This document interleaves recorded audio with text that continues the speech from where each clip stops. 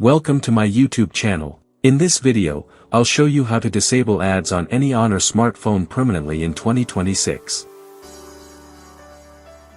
First, go to your HONOR phone settings. Click Security and Privacy.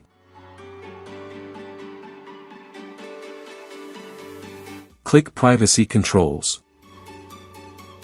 Click Ads.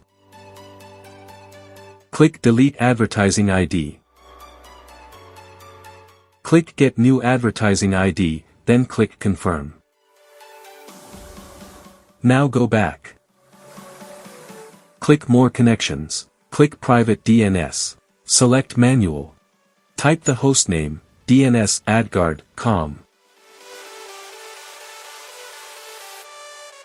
Then restart your phone. The ads will be disabled.